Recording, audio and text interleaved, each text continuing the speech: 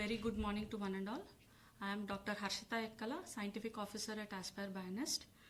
I welcome you all to the 5th Foundation Day celebration of Aspire today. To begin the event, I welcome our Vice Chancellor, Professor B.J. Rao Garu, and Honorable Chief Guest, Dr. V K Saraswat ji, onto the dais.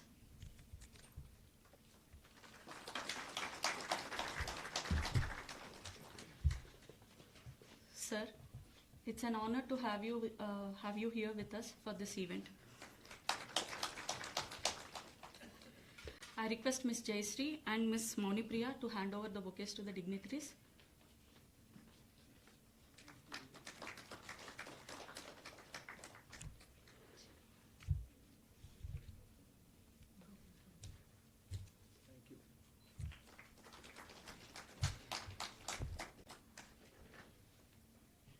Now I request Professor B.J. Rao Garu, our Vice Chancellor, to deliver the welcome address.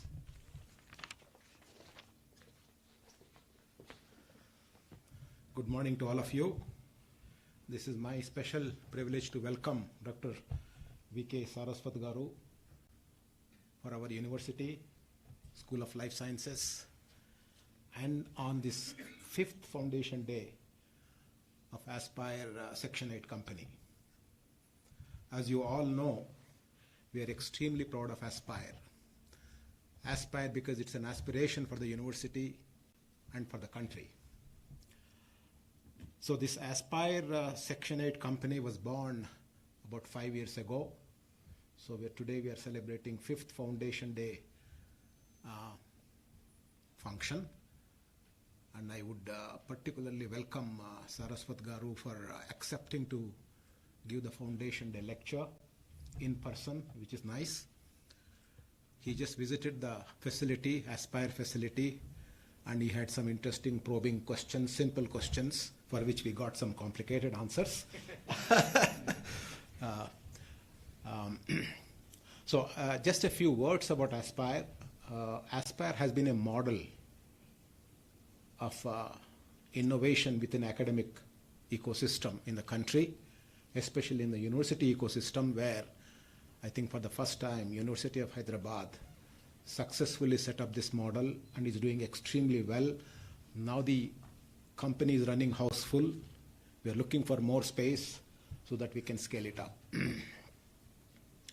So I would want to again welcome Saraswat Garu for giving the direction to this Aspire activity, and we are all awaiting his words of inspiration and words of guidance for the future growth of this Section 8 company. I think the future of Aspire is still to hit high notes.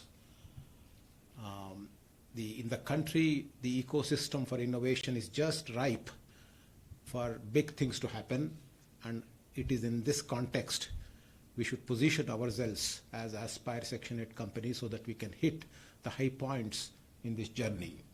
So these are brief views of mine. I want to welcome again, and we are all here to hear him out on this particular day. Thank you very much. Thank you very much, sir. Now I request Professor S. Rajagopal to introduce our distinguished guest.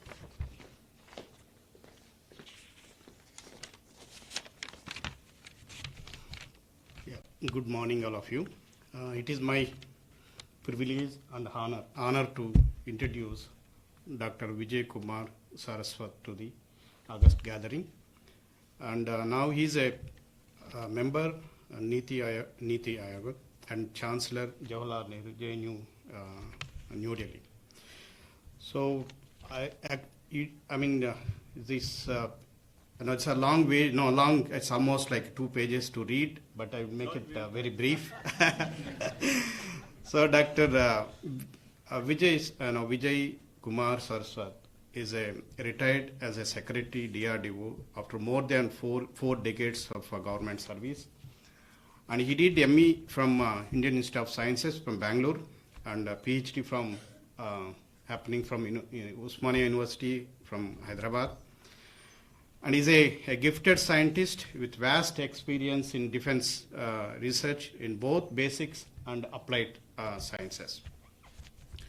During his illustrious career, Dr. Saraswat has been credited with the indigenous development of missiles, namely Prithvi, Dhanush, Prahar, and Agni 5. And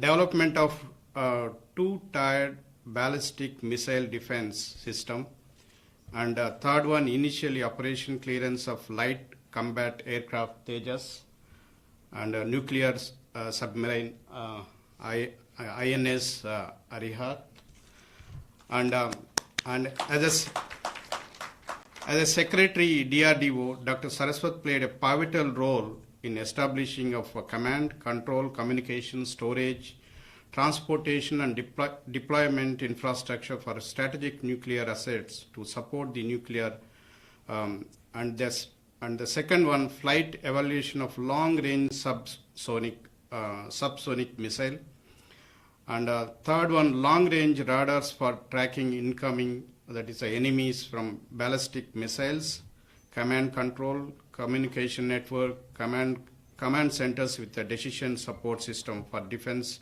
of national capital region against enemies, and established a cyber security research and development center for developing offense and defense technology for cyber security. As a Homi Bhabha Chair Professor and consultant to the IOCL R&D, and evolved a roadmap for development of alternative energy system and clean coal technologies, high efficiency concentrated solar power system, bioenergy, hydrogen-based economy. Presently, he is a chairman of Research Advisory Council of IOCL R&D activities. As chairman of NTPC and R&D Advisor Council, similar alternative energy technology development plan has been prepared with a focus on clean coal technologies.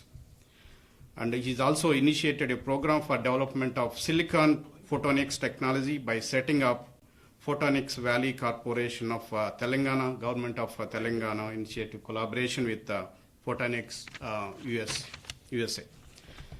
As a chairman of Committee for Development of Indian Microprocessor, lead to a team to evolve the configuration of the processor for IoT, smart cities, and other ICT applications, laid out strategies for development with the DITI, CDAC, IIT Madras, IIT Bombay, and SCL Chandigarh.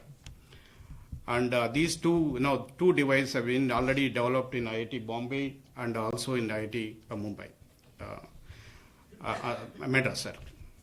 So also evolved a concept document for setting up Indian Railways Research Institute for Indian Railway that would propel indigenous design and manufacturing in forthcoming programs like high-speed railways and dedicated freight corridor and uses a new area of R&D in railways. As a member, NITI Aayog initiated a program to develop methanol economy for transportation, energy generation, production of chemicals, fertilizers, etc. And production agencies, academic institutions, and petrol refineries have been brought on the common platform to leapfrog in methanol economy. And he also chaired a committee on technology textile and prepared a roadmap for futuristic growth of technology textile in India. And he also chaired a committee and submitted a report titled Roadmap for Make in India in Body Armor, release of Indian standards and body armor by BIS, and R&D activities, work on carbon nanotubes, etc. Also led a Empowered Technology Advisory Committee for the development of national supercomputer systems. So with all his credentials, now he is a recipient of the most notable among them being a Padma Shri in 1998 and Padma Bhushan and 2013. And with his all hard work and the intelligence, the intelligent and his the decisions, and he was given 24 doctorates from various universities, and And with this, please give him again a big applause and welcome him to the deliver a Foundation Day lecture for Aspire Foundation Day. Thank you, sir. Thank you.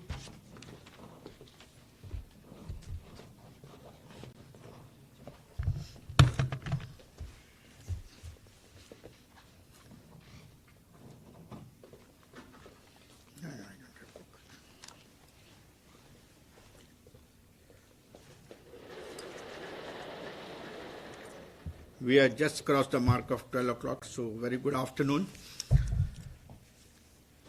Dr. Rao, Dr. Apparao, the present and the former VCs of Hyderabad Central University, esteemed dignitaries today to celebrate the fifth Foundation Day of Aspire, the faculty members, the incubators, the innovators, students, ladies and gentlemen. At the onset, I would like to congratulate Team Aspire for completing 5 glorious years. What I saw during a short visit this morning was really very, very fascinating. With very little investment of 5 to 8 crores to come up with this kind of infrastructure for doing life sciences research in various disciplines, it speaks volumes of the kind of efficiency, initiative, and the I would say vision of the planners and implementers in bringing up this center. My talk is not going to be on life sciences. So first, let us not get carried away by that, because I'm not a life sciences person.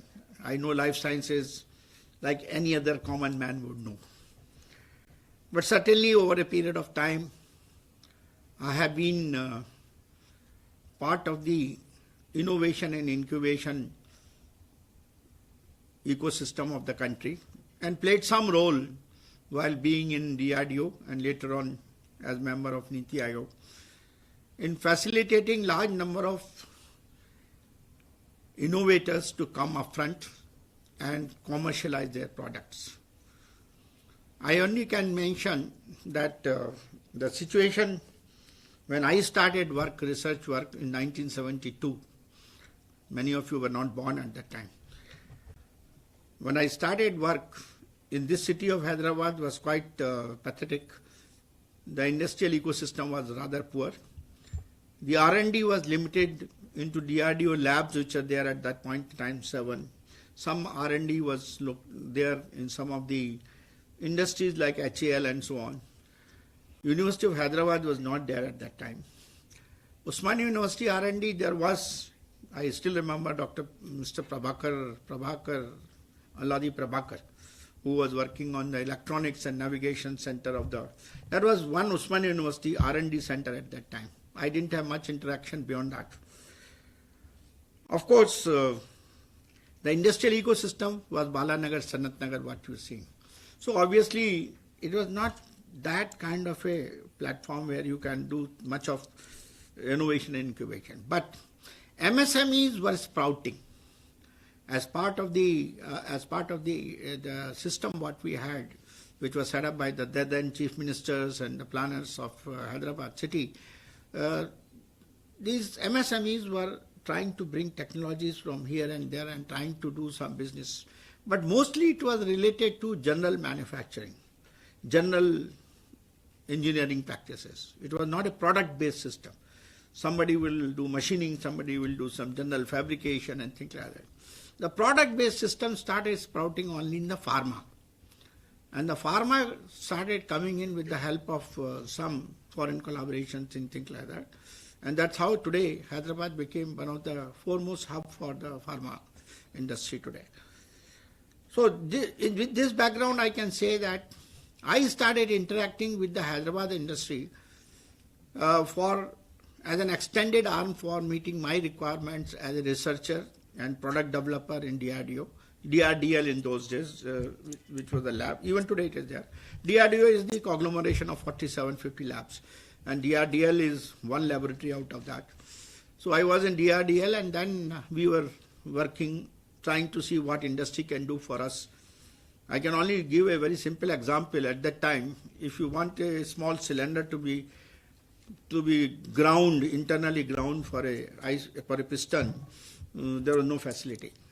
And we were rather dependent on the skills of some of the erstwhile Nizam period workmen who were available in Charminar for doing that handwork and giving you that kind of accuracy.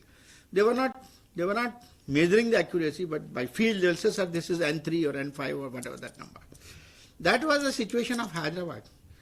From that, after now 72 and this, you can imagine, almost about 47, 48 years. Today, we are in a much, much better stage that we have very good ecosystem in Hyderabad, Secunderabad for R&D.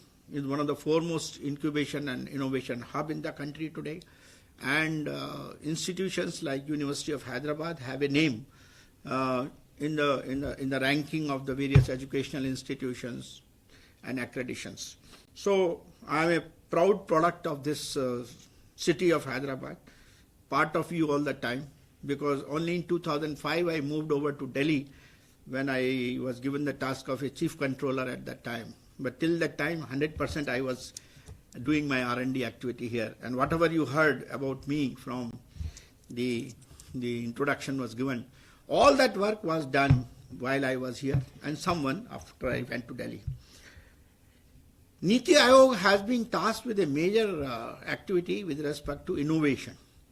Prime Minister Honorable Shri Modi ji, right in the day one, when I joined 2015 early, he said that I want India to be one of the foremost innovation hub.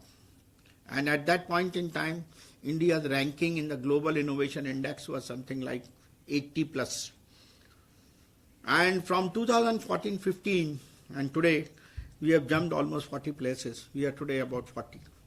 So that means the kind of ecosystem that has been created, that kind of push that has been given is something remarkable. And young population which is available today, which is our demographic dividend, is really making a tremendous impact as far as this area is concerned.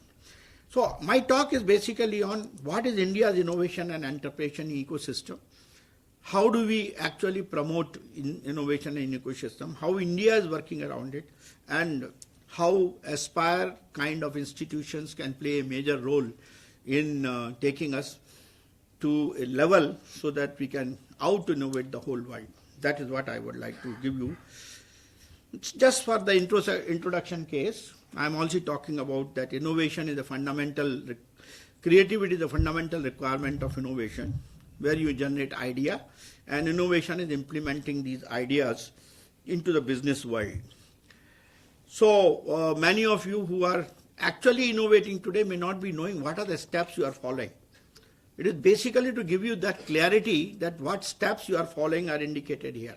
When you get an idea, you discern that idea, you develop that idea, you clarify that idea, then you verify that idea. And then once you have verified, the process of implementation starts. And that is the process called value creation. That means implementation, taking to market and selling it. That's why when I was visiting all these labs today, my first question was, if you have developed a particular product, if you have innovated it, who is your manufacturing partner? Which agency is utilizing it? I did not ask even a single question whether you are patented or not patented. If you are patented, I will be very happy. But the product, has it gone into the market or not? And hopefully it is an Indian market. I was happy that some of the products have seen the light of the day and they have gone into various markets. But the percentage is not known to me. What is the percentage of Indian items which get innovated? They really get into the commercial space. As a university, I want you to tell that one of the fundamental requirements for making innovation as a bloodline is to create design thinking among your students. If you are able to create design thinking, then the process of innovation will be the easiest to be completed. And design thinking has 8 steps, like discovery, where you actually identify an idea, gather data and understand, empathize. You may do what kind of a search in that space and see what is happening. Then pick up an opportunity out of that and find insights, put questions, assumptions, see that. Then with that idea, define your scope, where you can work. Somebody may work on a stem cell, somebody may work on a genetic formation, or somebody may work on drug. It's up to you, but you have to fix your space. And then incubate, switch gears, find your brain with diverse stimuli, and that is where I was talking while we were having coffee. It's important that when you get an idea, that you have discussions to get diverse stimuli. And if you don't get it, it will be very difficult for you to get what is called assurance that you are on the right track. Then meditate, and meditate, not mediate, and sleep on it and work out. Next one is illuminate, ideate, and rest all are simple after that. Evaluate your idea, then go for rapid prototyping, then deliver that and iterate and scale. If it is not working, you go into that. These are the fundamental steps of design thinking, and this is not valid only for a product. It is valid for process, it is valid for thinking, it is valid for your ideas. Anywhere you do in the life, design thinking becomes an integral part of that. The 3 terms which are being extensively used by all of you, innovation, startups, and entrepreneurship. These are interlinked today. For example, we infer that startups invariably result from innovation. From startups, innovation, commercial products shoot out. Entrepreneurship, experts opine that it is a resultant factor of ideas that risk aptitude, skills, and finance, convergence of academia and industry, and a sound legislative landscape.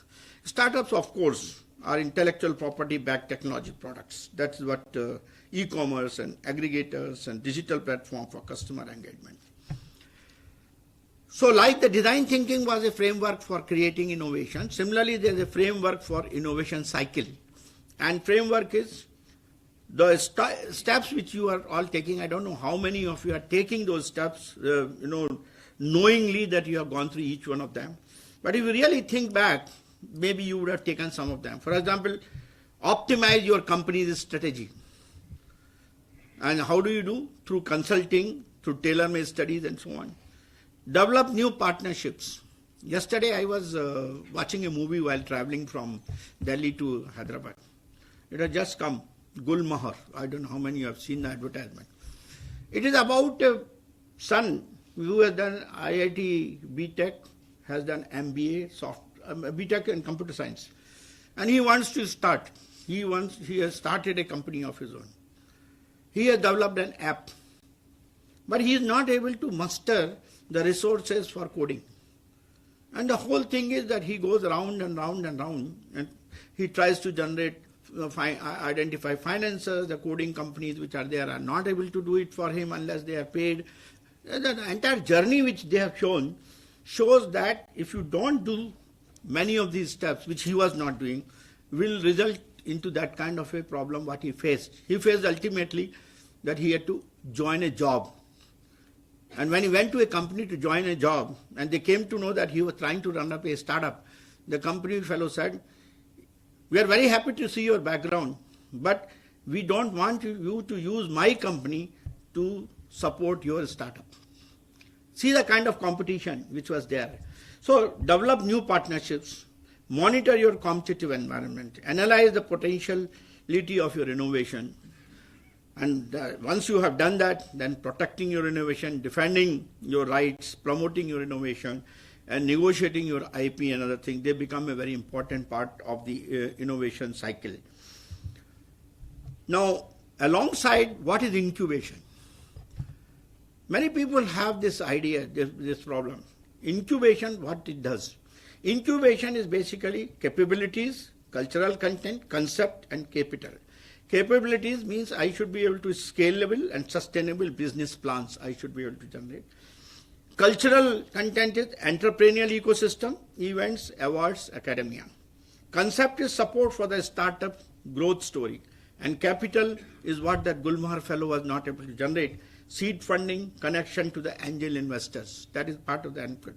So incubation have many of these facets like business strategy, infrastructure and co-working, mentoring, training. So what University of Hyderabad and Aspire is providing you the correct framework for doing that kind of an incubation if you have an idea, if you are able to do some innovation as per that. It's very important that we look at, and I was very happy when Professor told me that academia should be actually be the center for more and more incubation in these centers. And my slide also says, an early stage handholders, incubators act as an integral part of the startup ecosystem. They act as catalysts for both regional as well as national economic development. Incubation support includes providing technological facilities, which we are doing, advice, initial growth, funds, network and linkages. That's why I was telling Professor, initial growth fund is very important. If we don't provide, when the idea is there, and at that time he needs some chemicals, he needs some biological support, if he needs some animal house, if we don't provide him, some fund should be available with you so that he can proceed with that. So there are two types of funding. One is funding for supporting the proof of concept, and funding after the proof of concept has been done to take it up to for what is called the cycle of proving the repeatability, proving the reliability of your idea and so on. Many times after the proof of concept has been demonstrated, most of the people, when they try to do repeatability, reliability testing, they fall into the valley of death. You know the innovation curve, which is like this. You go to the heightened imagination after the POC is done. Then the moment you go and scale up and prove reliability testing and so on, you find a lot of problems. It's not repeating and you get disheartened. This is the time you need another class of funding. That funding is much more than what you had provided him for the POC. And that is where all those who are investors, they come in the picture and they have to play a major role. And universities certainly should be able to do mentorship at that particular point. Mentorship is also important. Funding is also important. So there's a huge role. So the academic incubators there must be what we call fostering the entrepreneurship, make academic research more practical, help in commercialization and patent filing, conduct seminars, networks, provide IP advice, assist in training and development, and enable a startup ecosystem. So in 2014, our Honorable Prime Minister said that our long-term global competitiveness will depend not only on replicating what others have done, but will emerge through a process of sustained development and innovation. This was how he started Atal Innovation Center. And in 2023, he has repeated again in the Indian National Science Congress. I don't know, many of you might have attended the conference. He said scientific efforts can turn into great achievements only when they hit the ground from the lab, when their impact is from global to grassroots, when they expand from journals to reality, and when the innovations from research reflect in real life. In fact, when I went and met him after I joined Niti Aayog, he said, Dr. Saraswat, you have done so much work in the defense that you have developed products after your research in various areas. But I find that majority of my other scientific institutions, he meant the academic institutions and some research labs in the science stream, they are not bringing their products into the market, and as a result, we are import dependent. Can you change this? And this has been one of the major themes, and that's how, if you remember, all his talks and even my talks after that have been with a focus on promoting translational research. And translational research meant that universities like yours and even some of the laboratories of CSIR, they should have what is called value addition center. Because most of us are very happy with the test tube kind of demonstration of the proof of concept. But when it comes down to taking it to market, you need to do scalability. You have to prove it at a certain level from 1 milligram to maybe 1 kg, 1 kg to maybe 10 kg and so on. So that process of scalable demonstration is lacking, and that requires investment. And if you have a value addition center, it will have twofold functions. Number one, it will be able to attract the industry towards the work which you have done, and also bring the needs of the industry to you. That is one. Second. And third one, it is also bring the investors to you for making the scale up thing. Plus, the government also, if you have a center, will be able to provide you funds for scalability and things like that. And that's why all these centers like BIREC and DBT and what is called SCRB and so on have been created. Today, after this 2015, I think we have a very good growth. Today, from 2014 to 2023, we are third largest startup ecosystem in the world. We have 90,000 Indian startups launched to date. We have $131 billion of funding raised by these startups. You know that 108 of them have joined the club of unicorn. Then 9.3 thousand investors are active in the startup funding, and $450 billion combined valuation of these Indian startups. And the spread is so good that all states and UTs in India have at least one startup.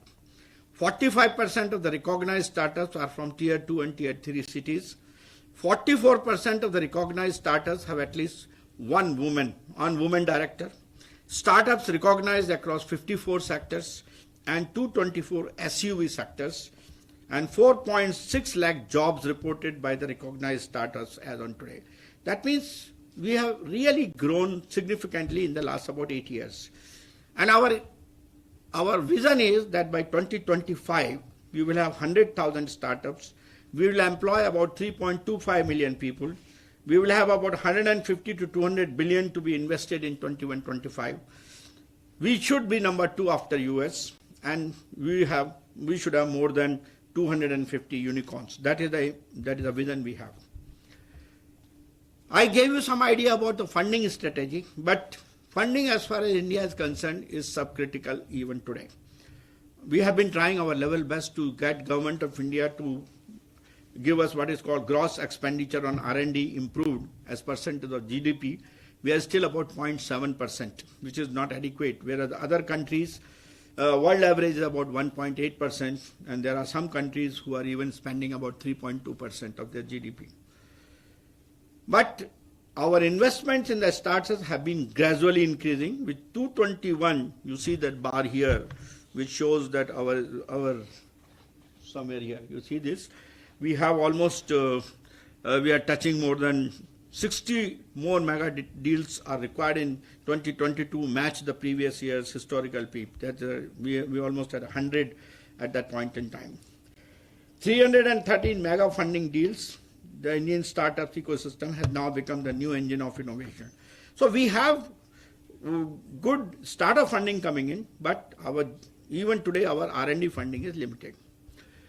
Now, I have a very different take as far as Indian innovation and ecosystem is concerned. First of all, before I go into that, I'll define what are the various types of innovation we can do.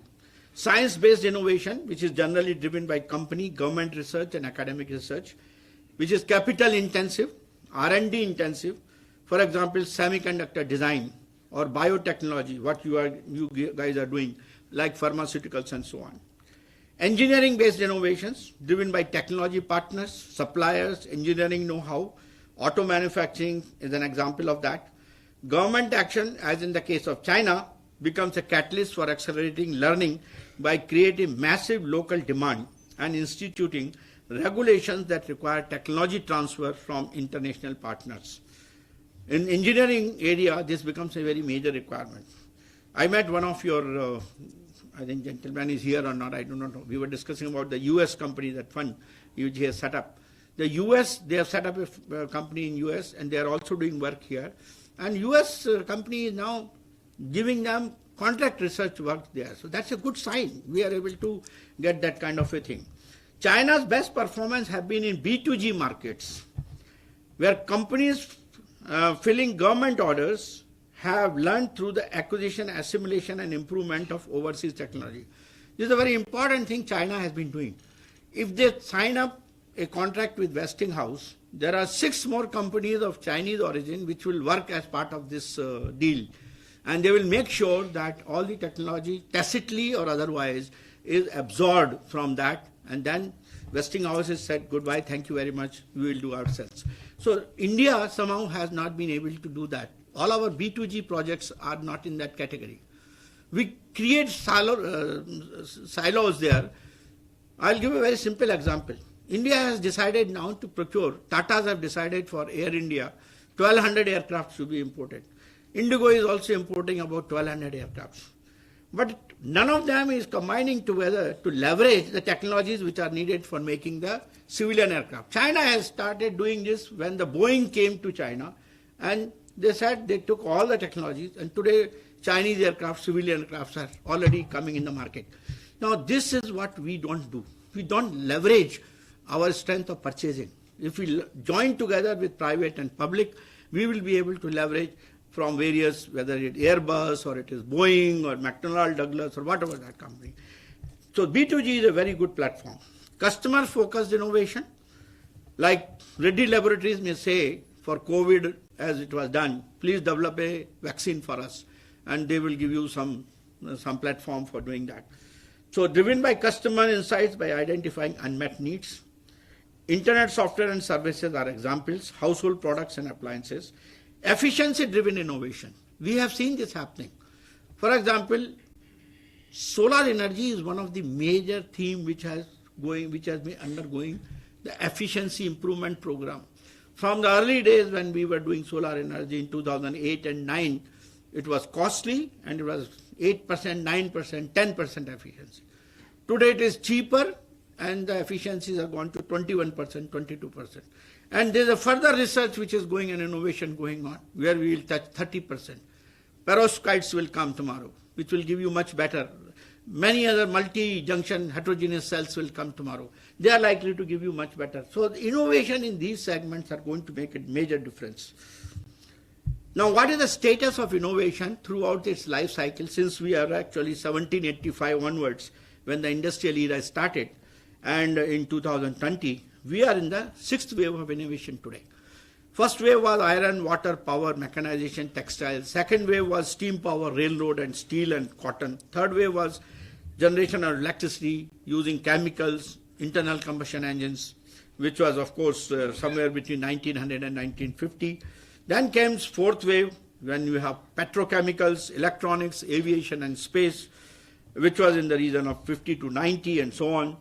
And of course, the 6th wave today, which we are facing today, sustainability has become one of the fundamental requirements. All of us know today that if the planet Earth has to survive, we have to do sustainable technologies. Whatever we did was not sustainable.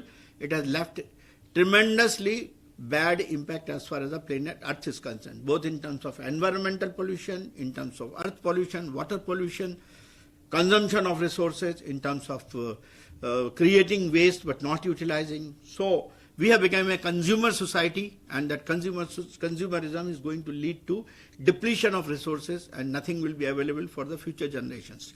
So this sustainability becomes a very important requirement for today's innovation. Radical resource productivity is a part of sustainability. Whole system design. Earlier we used to never bother about whole system. When I looked at it, I was a propulsion engineer. I never looked at the missile at that time. Somebody told me you develop a liquid propulsion engine. So I developed that. Then at that point in time, but within 10 years, I started looking at the missile as a total system.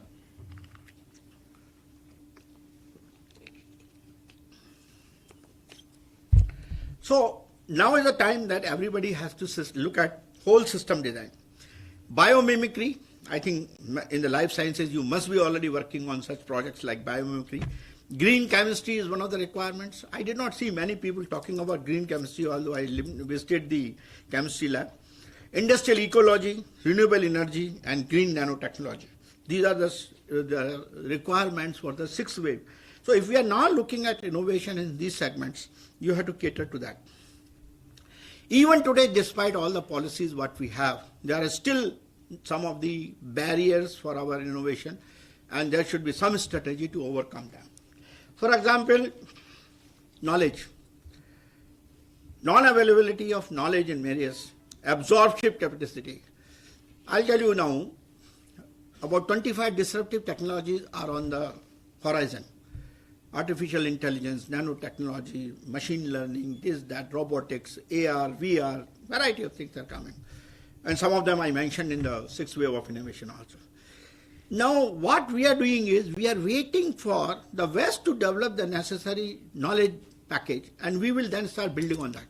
That means we are always builder on the concepts which are done, but the basic science is developed and we build. This is what we did in the case of software. All the algorithms were done by the West, and we started building apps, applications, and this is what's happening in what we call as the service sector innovation.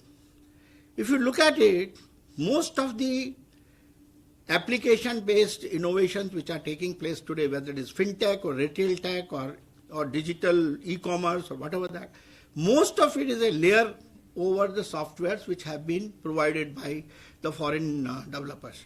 Now that's not a good sign, because you don't hold the IP in that case. So if you want to be really good, IP, user knowledge, lack of communication, lack of information, these are some of the handicaps today. Access to capital, while multiple agencies have come up, but still availability of finance and cost of finance is a problem. Incentives, lack of competition, lack of inducements, and lack of ambition. Our Honorable Prime Minister says, I don't want employees, I want employers, you know. So if that will happen only if we have more and more competition. Markets. One of the things what most of the innovators come and ask me, sir, can you tell me there is a market for my product? Sir, will the government will take my product or not? Will the health sector take my vaccine or not? This is a major question which is asked.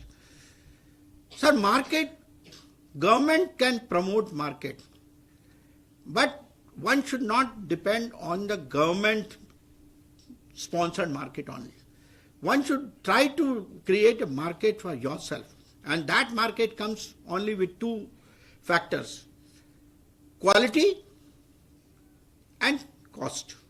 If the quality is good, if it is affordable, and if you have hit the right space, whether it is health sector or agriculture sector, education sector or industry sector, industry 4.0, then you will be able to market it. But if you go into a vague area where there is no space available, then that gets into what is called knowledge generation. It will be good knowledge you would have generated, but its application later is still found. Skills, lack of leadership, technology, R&D and creative thinking skills, that's another problem. Cultural changes. This is one of the major areas as far as the Indians are concerned. We are a risk-averse society. We don't want to take risks. I'm very happy that the younger generation is today looking at this with a change, and that's a good sign for India.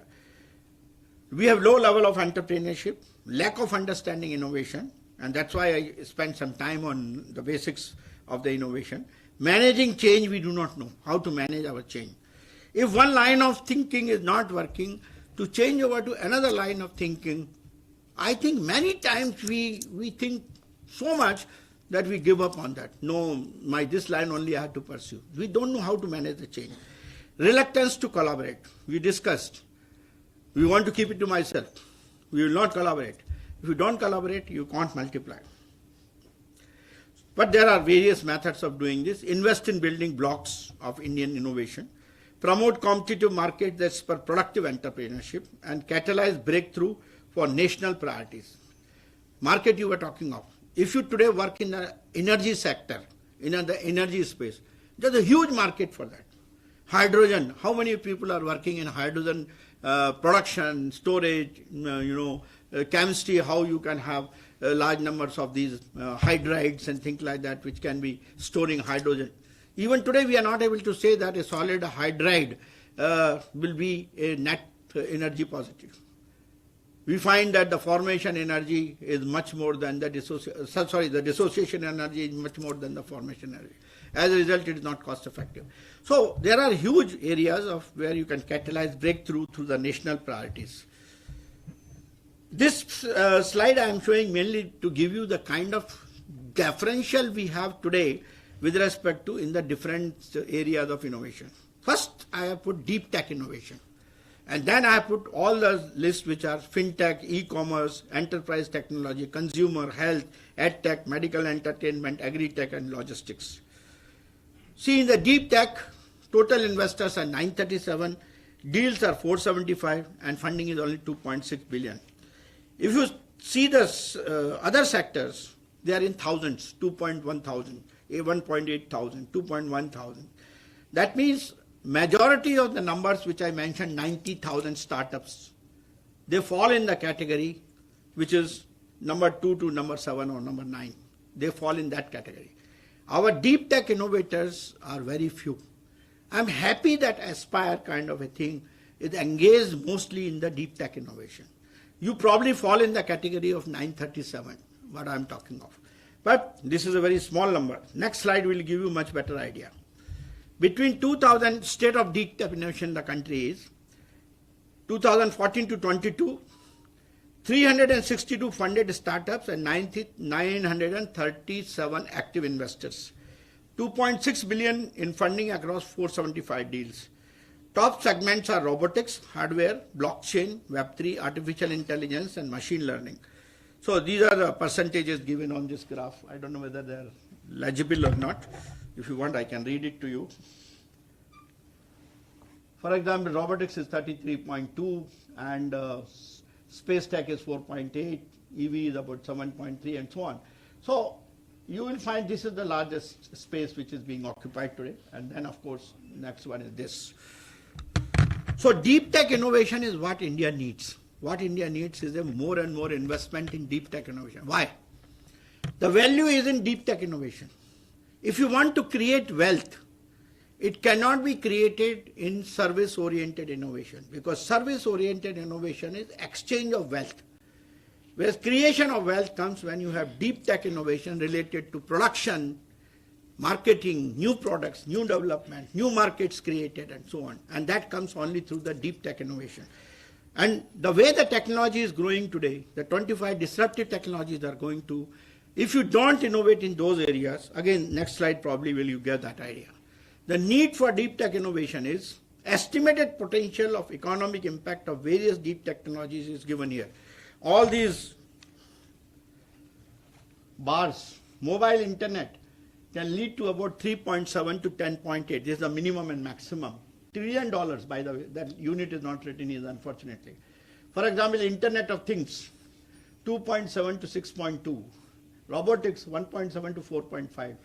This is the kind of value it can create if you really, economic value, if you work in these areas, if you innovate in these areas. Nowhere the things like, there was another one where education was there somewhere. I think they have missed it out. We are talking edtech. It does not fall anywhere in this kind of a thing. Where edtech or fintech or none of them give you this kind of growth.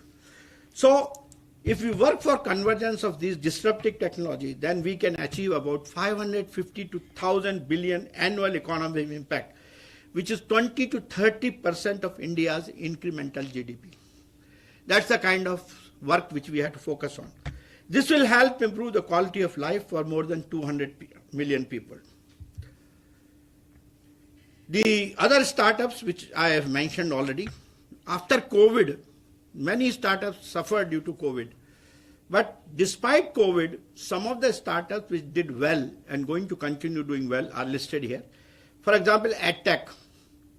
Because of the hybrid learning which we created, EdTech has become one of the major source.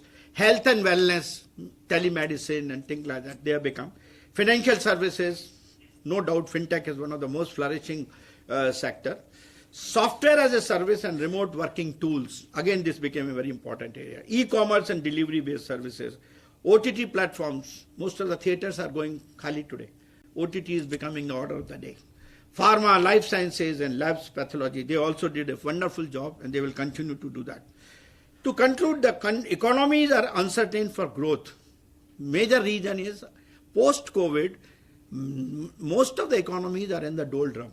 Fortunately, India is doing significantly well. China is about 3.5 today GDP, and we are about 6.7. That is the difference. China. US is also in the same region about. So, but not for the sectors and industries stated above. These would continue to shine even in the cloudiest of the weather. So, focus again in these areas is very important. New technology trends which are needed for the deep tech innovation.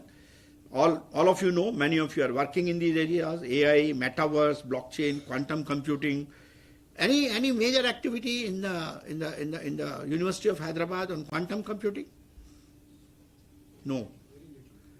This is unfortunate. You are a good physics center. I think you should. Hyper automation, industry and platforms, wireless value realization, digital edible world, and so on. So these are the new technologies where we need to start putting our, and innovation will not happen unless knowledge is generated in these areas. And knowledge generation means education comes in the big way. And that's why NEP 2020 very clearly talks about disruptive technologies have to be given focus, and they have to be multidisciplinary, intradisciplinary, and so on. They have to be catered for. Science, technology, innovation policy have been identified. It has gone through multiple changes. I have given you only synthesis of 3 science policies. One was in 2009, 13, and 17. The one now we are working on is 22, 23. But most of the features which are common, I would like to put here. The policy announces an increase in the gross expenditure in R&D from 0.7 to 1 or 2% over the next 5 years. This we mentioned in 2013 policy, but even today we have not been able to achieve because of fiscal constraints. Would attract investment through PPP initiatives. This is happening today. Establishment of a fund for innovation, for social inclusion, small idea, small money, and a risky idea fund. This was also 2017 idea. This is also finding some space now. Strengthening the linkage between stakeholders. Policy calls for spatial and innovative mechanisms for fostering academia, research, industry partnership.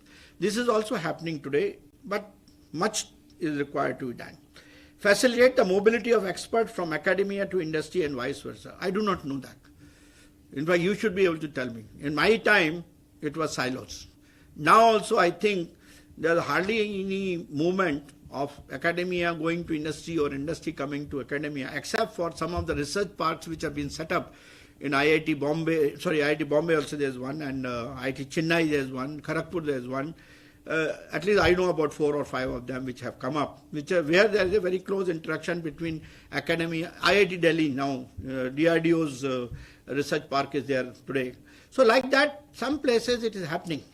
But I want to tell you, these center of excellences of research parks which we are doing, center of excellences or a lab like what we mentioned about DRDO and this University of Hyderabad combination, RKM and things like that. This can work only if the 2 communities from industry as well as from university, they work in a geographically common space. If they work on a sponsor or a contract sponsored research kind of a thing, it doesn't work. I have been secretary DRDO. We used to spend almost about 278 crores of rupees per year on extramural research. We used to give grants to various educational institutions for doing research on different areas. The reports used to come from various institutions, and barely or rarely those reports were referred to by my scientists for any application. Once, in fact, I did this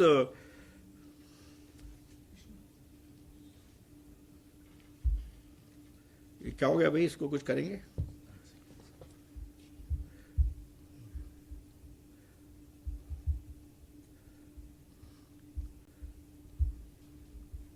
We'll go now down the line.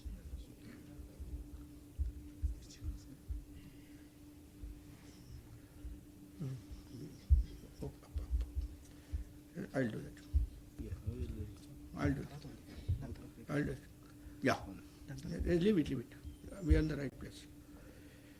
So, that kind of research doesn't help. We have come to one conclusion. Contracted extramural research it only generates knowledge and benefits the publications by the various academicians it does not benefit the market, it does not create innovation, it does not lead to any value addition. So this is one of the drawbacks of that. So if you want to do industry academia, it has to be joint research, it has to be work for dedicated demand-based subjects on which the work has to be done and so on. Risk-taking ability, emphasize risk sharing by the government, which is slated to significantly increase private sector investment in R&D. New financing mechanisms would be created for investing, and that you have seen over the last 8 years. There have been mechanisms now. I will touch upon that.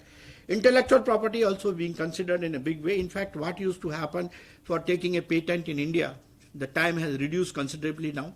I hope so. Am I correct? My observation. Addressing the innovation value chain is also one of the things which many people have started doing now.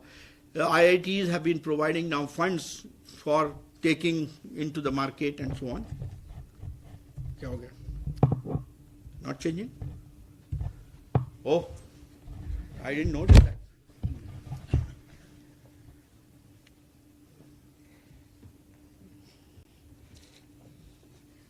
इसको कुछ permanent करो यार एक minute.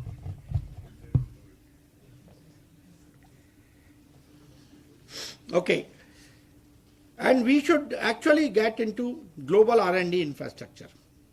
We did an exercise recently, myself, Dr. Satish Reddy and others, and I think University of Hyderabad also a number of professors were involved, when we tried to get almost about 3,000 Indian scientists abroad to work on different projects in collaboration with Indian scientists. Vaishvik thing we did.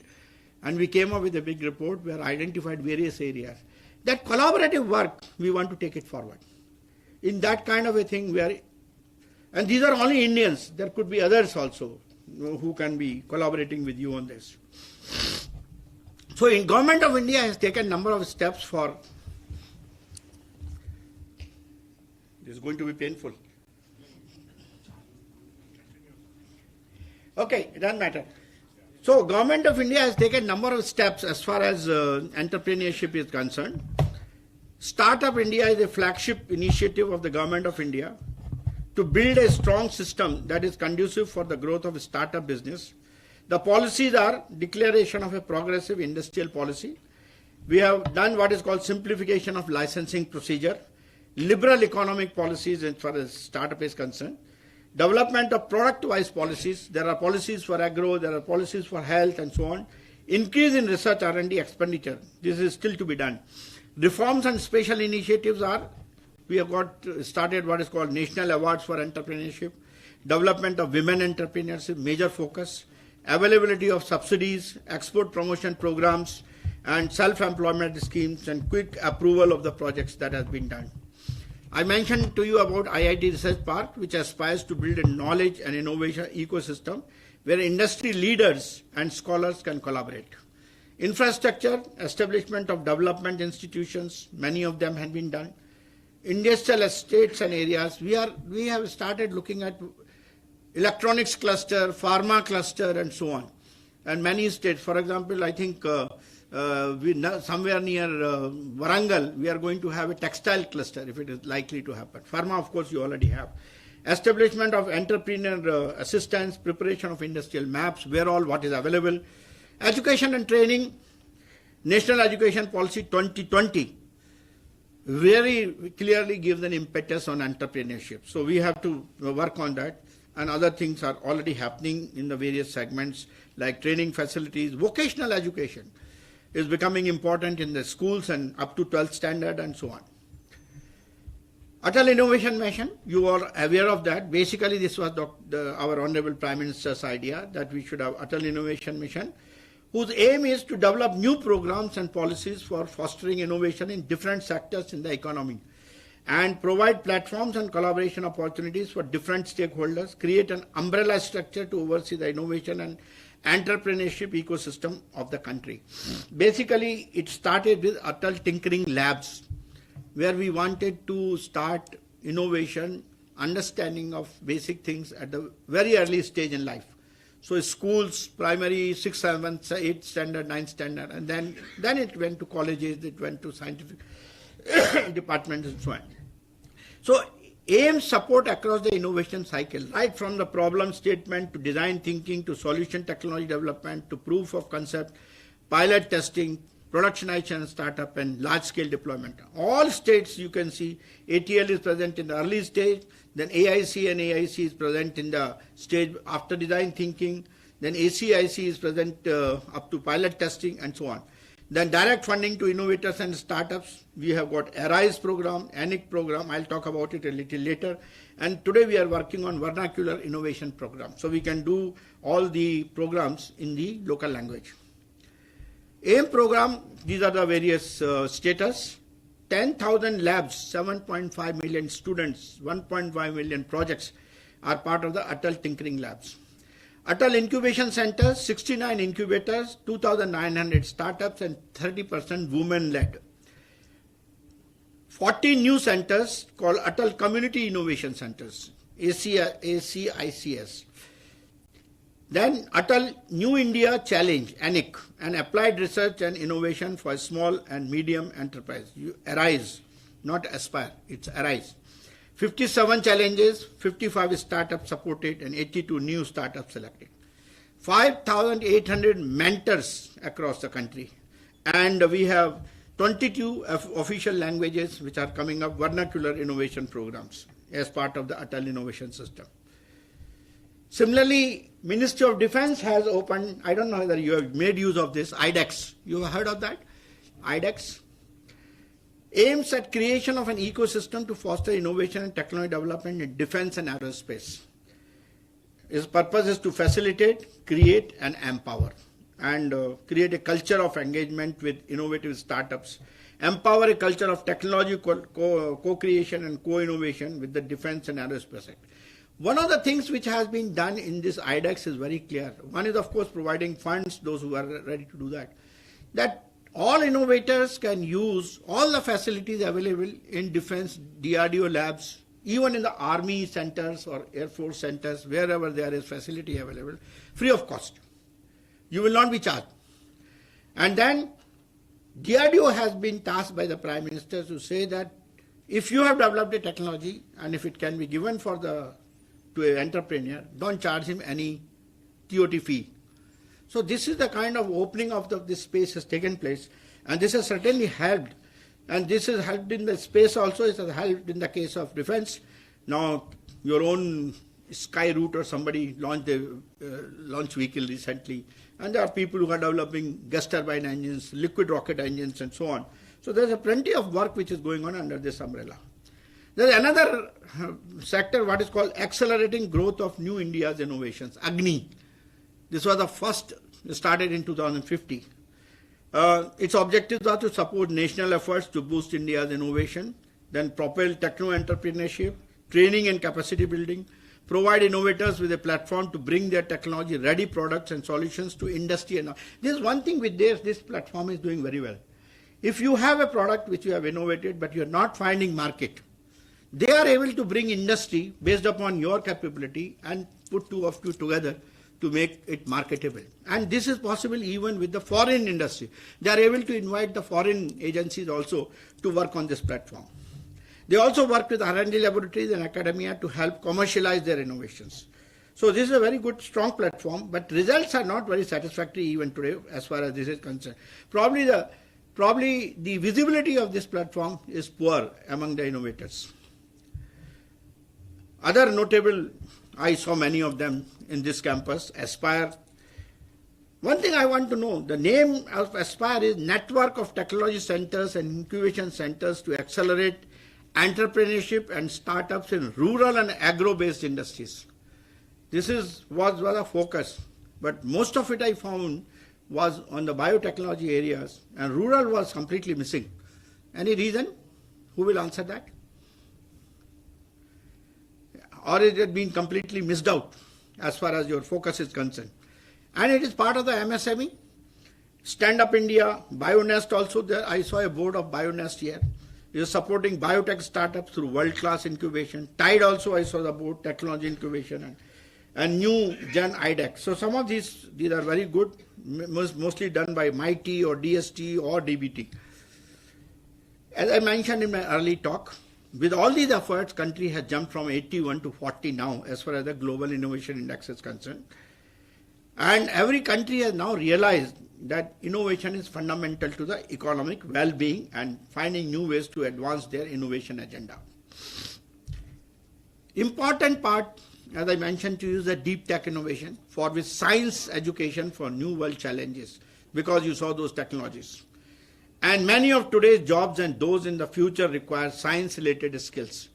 All of us know that the software teams which are working today, whether they are in the IT hub in Hyderabad or they are in Pune or Bangalore or something, those who are working on IT-enabled services or IT hub, they need to upscale their skills in the areas of artificial intelligence, machine learning, data analytics, robotics, VR, AR, and so on. If they don't do it, then the next generation, you will find that even this area where we are able to actually lead the world, we will be found wanting. So it is the responsibility of the educational institutions to provide that kind of a support. Today's challenges require more complex analysis and science-based solutions. Global competitiveness is fueled by innovation with science at its core.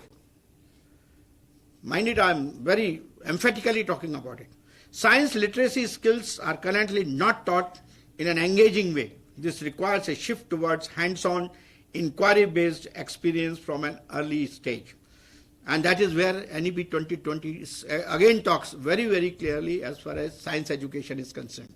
We have to change the entire process of teaching science. And what universities can do? Instill 4 C's into students: communication, collaboration, critical thinking, and creativity. Make programming and ICT education a compulsory subject. Develop educational content in collaboration with industry. Reform the content and the methodology of education via digital. Have top people resources to lead global industry engagement and create new business trends through reforms of higher education. So some recommendations are that build a startup incubating platform to leverage readily available resources. Invite visiting faculty from industry. Arrange frequent workshops and seminars to initiate dialogue. Create a curriculum based on real market needs. Facilitate research funding from government from an early stage. Inspire students to pursue research and higher research grants. Encourage high-risk, high-reward research. Arrange cross visits between private and public entrepreneurs. These are the do's. So if we do that, essential to create an enabling environment to boost conceptually strong, innovative ideas. That is what we have to do. India has got all the ingredients now and potential required for innovation. Let us convert this potential into reality. What I saw today is the potential. Now let us convert it into reality. Let us participate, collaborate, and contribute, not only to innovate, but to out-innovate and out-educate and outperform the rest of the world to gain the top position in the world. That is what our Honorable Prime Minister wants, and I hope we should all work in that direction. Thank you very much for your attention. Any questions?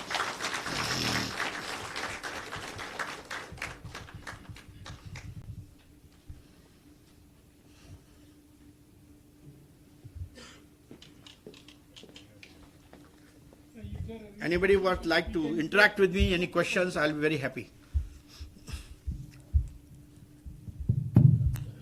Yes, sir.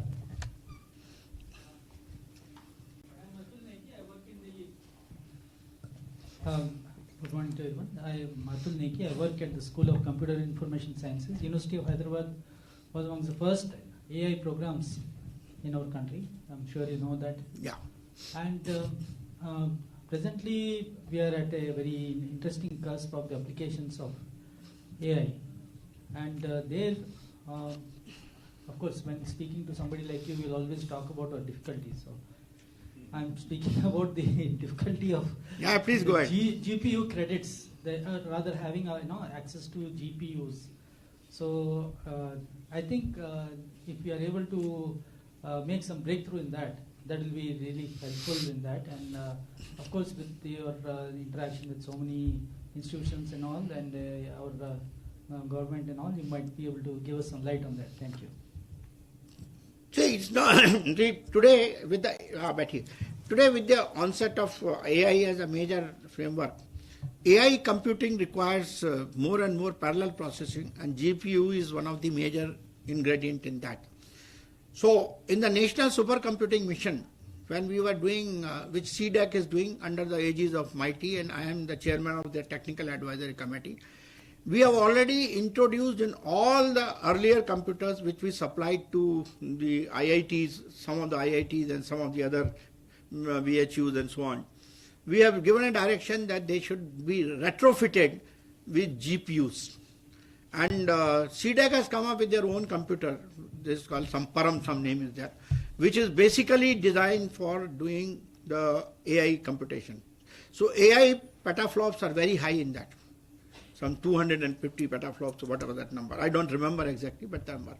So if you are interested, if you have a machine today in your own center here, and if it has got number of vacant space available, then we can facilitate along with the NVIDIA to populate those spaces with extra GPUs.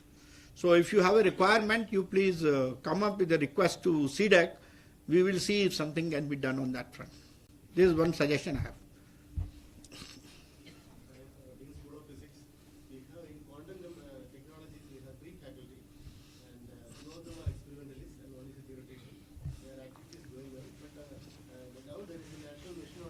Yeah, yeah. They are in touch with them. And in fact, in Dr. Beyond submitted our former colleagues, research faculty, they are in touch with our faculty. And now that there is a more increased focus, the team is growing. Right now we are active. I think we are trying to get more people engaged with it. 3 is a subcritical mass, number 1. So we should create that. Second thing is, we have a model, because again, this report on the quantum computing was done under my chairmanship. We submitted 8,000 crores when the government announced was based on that report. So what we had done there is that we have proposed a hub and spoke model. Now we will identify maybe about 20 hubs, and for every hub 7 to 8 spokes and things like that. Since you have a subcritical mass, probably you cannot be a hub, you could be only a spoke. But for you to transform from something like a spoke to hub would require critical mass to be created, both in terms of numbers as well as in terms of basic research in this area. For example, if you are working on quantum computing, then out of the 9 methods of doing quantum computing, right from NMR to ion trap and all that, which one is what is your area? Don't go into all areas. This is a mistake many of you are doing. Everybody wants to do every area. No. Somebody is doing superconducting, let TIFR continue in that area. Somebody is doing ion trap, somebody let him do in that area. So like that you should get into specific areas and work. If you are on communication, then go into communication segment. If you are into what is called quantum key distribution, then go into that area. In fact, DRDO has set up, I think that lab is in Hyderabad, I don't know where is it. There is a specific lab for AI. There is a young scientist lab headed by a person less than the age of 40. And, it's in Hyderabad, I think. And they are interact with them. They are working on quantum key distribution and quantum cyber security. In that program, one of our colleagues are working there. Okay. And okay. then the hardware, we are considering the optics path. Okay. Photonics. Photonics. Yeah. In fact, we have a bigger team, but now with this quantum mission, hopefully more will get directed in that. See, again, as part of my various forays I make in different disciplines, I created, along with the Telangana government, a Photonics Valley Corporation in 2014, 15, 16, around that time. It has not been interacting with the educational institutions so far. Because I lived in Delhi and it has come in the government setup. The international collaboration which I had proposed with US, one of the industrial houses, did not fructify for various reasons due to state government's lack of initiative in that case. And but if universities like you, if you work with them, I'm 100% it will come up and it will benefit you. Sure. Because they have a network of institutions with them they are interacting today for all photonics related, for example, various devices in photonics, receivers, multiplexers, and so on. Many of things they are doing. So kindly work on that. Sure. Good afternoon, sir. My name is Uday Saxena, and first of all, beautiful lecture. Thank you, sir. Yeah, outstanding lecture, I would say. Thank you so much. I actually, I'm an innovator here at BioNest Aspire. And to your point of innovating in India for India, we have actually launched a product in India alone right now for type 2 diabetes that works over and above all other diabetes medicines. And this was done with only 3 women scientists in our lab. Wonderful. All in the master's stages. So I actually sent you an email, but it may have gone into your spam folder. I don't know. No. Yeah. Generally, all my emails I see. But yeah, I can. I see so many. It probably has not registered. So I thought it has not registered. Yeah, I thought I would let you know. My real question is, you talked about why India is fallen behind in. As you pointed out, it's to do with risk-taking ability. We are averse. We are very risk-averse. In the U.S., one of the ways you mitigate the risk is there are venture capitalists who help you out, who take a lot of the financial risk, right? I mean, they really provide. The problem in India is, A, we don't have any noteworthy venture capitalists, right? We have 1 or 2 who have just started. The brand name ones are from United States, Sequoia and all that. The Indian ones are not quite there. And the ones who are here also very short-sighted in the sense, what has been your revenue, right? If you look at the model in years of risk-taking in innovation, it's based on where will you be 10 years from now. It's not based on what was done last quarter or next 3 quarters. The mindset of financiers in India on the VC side, I would say, needs to change. So is there any mechanism by which the government can educate the venture capitalists that you will benefit also if you invest at an early stage and take more risk than you do now? I think that will provide a lot of relief to people like me. I have not raised any VC money simply for that reason. It's all friends and family, and we are fortunate we have products and we are self-sustaining. But I'd like to hear your comments about how we solve that risk problem, because unless we don't solve that, a lot of the plans you talked about are going to be very difficult to achieve. Thank you. I am in agreement with the basic thing is the Indian financiers. I won't call them venture capitalists. I mean, that's what we deal with. I talk them financiers because they have no idea of venture. They have only return on investment. Am I correct? Yeah. So, when you talk of a venture capitalist, what we have to do, for example, you take pharma or you take biotechnology or life sciences, you take. Right. Government of India has already taken some initiative, particularly in biotechnology, when they created BIRAC. And Yes. BIRAC has been a very successful journey Absolutely, as far as yes. I'm concerned. Yes. Except recently when the Honorable Minister was taking a review, I happened to be part of that. I said BIRAC is one of the outstanding institutions of the country which has done a good job for 2 reasons. BIRAC has autonomy, although it is part of DBT, but it has fully autonomous. It has cut down all the frills of bureaucracy for giving the kind of, still certain things are there. But their problem is because it is a successful venture, the spread is very large now. So that large spread is creating a problem in terms of critical funding, diffused and subcritical funding. If you give, suppose you have got 1 year, say 30 crores, and if you give 10 lakhs to so many 300 or 400 people, it doesn't make sense. Right. So what I have been telling BIRAC is that you should identify, that's why my talk also says, identify critical priority areas and fund accordingly. Then only things will work. Yes. US is spending today $220 billion to set up another 22 foundries for semiconductors. Because they found that the complete supply chain of semiconductor has been disrupted because of China and this Ukraine war. and their complete automobile industry, their electronics industry, everything is suffering, defense is suffering. So they are doing. In India, what we have to do is, to promote this, identify all the pharma and biotech industries. Bring them on one platform.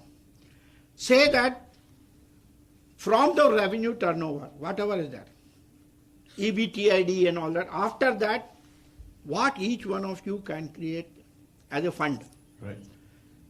That fund should be held by a venture capitalist company in that sector. It could be, if you do all that, maybe all of you, so many companies are there today. If you say each one of them gives even 10 crores, Right. you will be able to get about 50, 500, 400 crores. That's more than enough for you to fund your programs. Yeah. This can be done on each sector. Pharma you can do, biotech you can do in agri sector. There are so many companies which are doing the agri sector today, selling all imported seeds which they get, or the imported those famous pesticides and Monsanto and all that. Monsanto and all that. What they are doing? They are making money out of you. You should make sure that it happens. Take electronics, take IT industry itself. Yeah. Each one of them are running, their cash books are fairly high. Why can't they set up a fund for IT-enabled and IT services, or even these deep tech services which I am talking with, AI, ML? Right. Why can't they do that? So sectorally you identify these major industries, say that 1 or 2% of their EBITDA output. After that, you put it on as a venture, and you will get a return, not that you will not get it. So call that as a holding company for that financing, and distribute funds based upon some criteria, make it a very, very, very good potent management system, which will not put the funds in a wasteful exercise and things like that. I think this is my take on this. Government will certainly do. Yes. Government is already doing. For example, SERB. How many projects SERB is funding today? Right. For example, now this we are going to have National Research Foundation. We are asking 500 crores fund for innovation alone in that. Once it is sanctioned, I think something will happen. Yeah. So government is trying to do its own way, Right. but that's not enough. Yeah. Unless, like in US, like in other countries, for example, China also. Yeah. China government funding is very high, but even there, the private funding has started coming. Alibaba, this, that, and all that. Why it is happening? They are all capitalists, venture capitalists. Why Alibaba should be spending in India? If you imagine, he has got a return there. Yeah. So I think we have to create our own ecosystem for venture capitalists Yeah. and educating them. Yeah. I completely agree. I have gotten benefited from BIRAC grants. The beauty about BIRAC is it's non-dilutable. Yeah. It's it doesn't even exist in US. This kind of system. No, BIRAC is a good experiment by It's an India. outstanding thing. Very So good. In fact, I want all departments to probably copy that. thank you very much for your vision, sir. Really enjoyed your talk. Yeah. Good afternoon, sir. I am Dr. V K Saraswat from Acronym.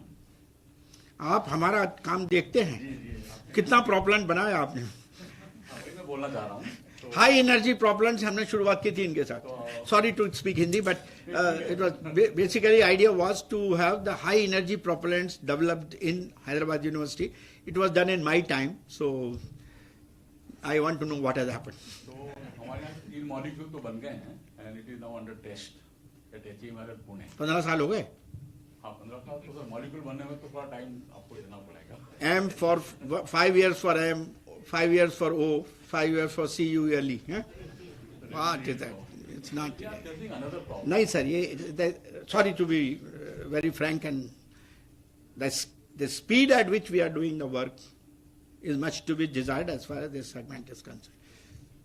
I'll tell you, even if you make a molecule tomorrow, again you will have the same problem, it won't be used because they've already gone, I know what defense has done, they've already gone with Russians, they've got ADN, ammonium dinitrate, and they are using that in 1.1 classification category, and they are already making rocket motors. So a specific impulse which was 232 has already become 270, and the next version which they'll get is about 280 or 290, maybe 300.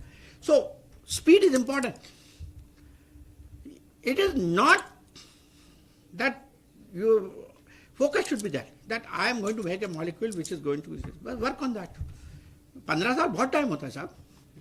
Sir एक problem और भी है, hand holding. हाँ. आप अगर दिल्ली से दूर रहते हैं तो people are not much interested. That I agree with you, because I mentioned to you the extramural research. How many scientists of HEMRL work with you in Hyderabad? They are coming on visit more than one. That's not enough. Request that, my time I had made sure that there will be at least 1 or 2 or 3 scientists of HEMRL, chemists who are of some value, they will work with you. Because it's only working together that will accelerate the process. If you work in isolation and once in a while they come and take a review, you give them nice lunch, tea, coffee, and they go back, it doesn't make sense. Sorry about being frank about it, but that's what happens. All these review committees and all that, I have very little faith in that. Most of them don't do a good job. I have been through this cycle and my experience is that. I'm sorry, please, we'll not be taking any more questions here. And thank you very much, sir, for this extensive talk on the journey that India has traversed over the 50 years in the field of innovation and ecosystem. It was indeed very informative. I request current Vice Chancellor, Professor Vijay Rao Garu, and Chairman Board of the Directors, ASPIRE, former VC, Professor Appa Rao Garu, and Senior Professor, Department of Plant Sciences, Professor N. Shivakumar, Dean, School of Life Sciences, to come on to the dais to felicitate our distinguished guests.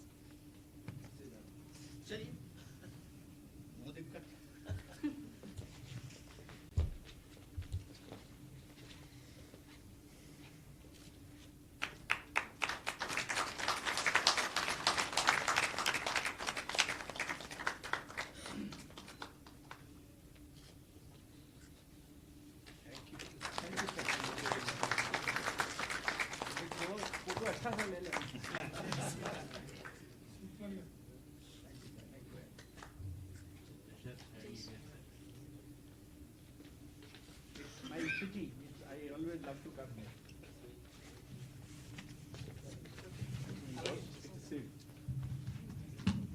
That's what I was looking at. You always need a lady to do that job. All men are like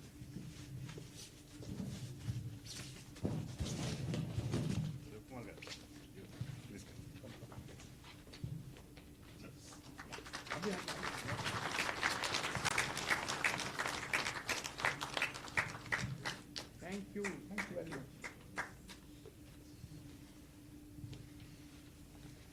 Did I rag that?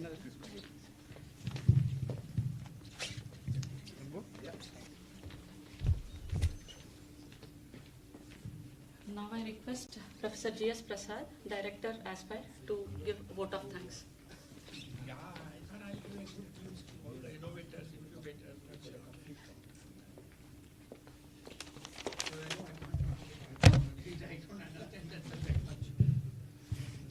Good afternoon all.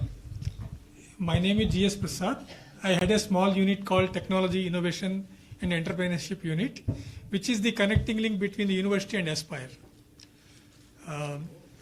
Dr. V K Saraswat Garu, our Vice Chancellor, Professor Vijay Rao Garu, former Vice Chancellor, Professor Appa Rao Garu, invited guests, CEOs, staff of ASPIRE, my colleagues, students, ladies and gentlemen. It is my proud privilege to offer a vote of thanks on this occasion. Let me start with the Chief Guest, Professor V K Saraswat Garu, for accepting our invitation to deliver the 5th Foundation Day talk of the University of Hyderabad, UH ASPIRE. Sir, we are grateful to you for accepting our invitation and delivering an inspiring talk covering India's innovation entrepreneurs ecosystem and sharing 50 years of your journey that started in this very city of Hyderabad, and with age you have scaled new heights. Yeah, and your suggestions and your talk on covering design thinking, framework for innovation, waves of innovation, need for sustainable development, and need of working with deep techs and new technologies for 2023 are very welcome, sir. Sir, at the beginning of your talk, you asked about if our startups have any IPR. I am proud to share that our startups over the last 5 years have generated 20 IPRs and they have transferred 5 technologies. Interestingly, out of these 50 odd startups what we are incubated under the Aspire 3 umbrellas, 6 are our own faculty members, 7 are our alumni, and 5 of them are our students. And Dr. Uday, one of our first students of probably 76-78 batch, Riyajan, he is incubated in BioNest, and we have a couple of our 3 alumni, Nageshwar Rao, Cherish, and Nishant. They have started a startup by name by Central University Scholars, BICUS. They have taken probably 2,500 square feet of space here. And you have also suggested the need of taking the science to the society. I am happy to share, under one of our projects, we mentor 6 colleges and universities in Telangana, 6 in Andhra Pradesh, in the innovation ecosystem. And I am also happy to share you that recently DST has approved a small center for DST, Center for Policy Research, where our emphasis is on 3 aspects. One is designing the policies for the incubation ecosystems, and also taking the science to the common people. These 2. Yeah. Sir, before I forget, Sir. I mentioned this to you during my talk, that I did not see anything in the Aspire about the rural space. Dr. Kalam, our honorable president, and of course we were in the city of Hyderabad, he had along with us. We were part of that. His only mantra was, when he wrote his Vision 2020, many of you might have read that book, his mantra was Pura, provision of urban facilities in the rural areas. Now, if we can bring as part of Aspire that as one of the agenda, I think you will be doing a great service. You should innovate such of those areas which can be directly taken into the rural field to uplift the well-being of the rural folks.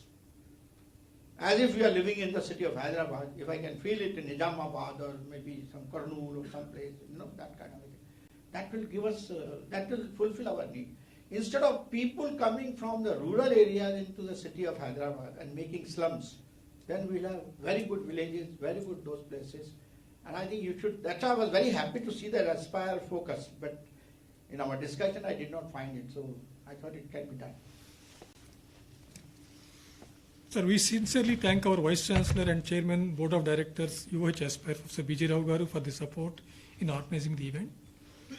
And a special thanks to our former Vice Chancellor, Professor Appa Rao Garu, for coordinating with the chief guest and seeking his approval for delivering the Foundation Day talk. I also thank all my fellow faculty members, non-teaching staff, and students for attending the Foundation Day celebrations. Last but not the least, I must thank the team Aspire for their untiring efforts in meticulously planning and execution of the event and making it successful. And I don't know whether I can use this word or not. We have a very hard taskmaster, and we call him headmaster, Dr. Yogeshwar Garu. He always keeps us on our toes. Thank you, sir. Thank you for all the support. So thank you all. God bless you. We have refreshments outside this room. Yeah, with this we disperse. Thank you all.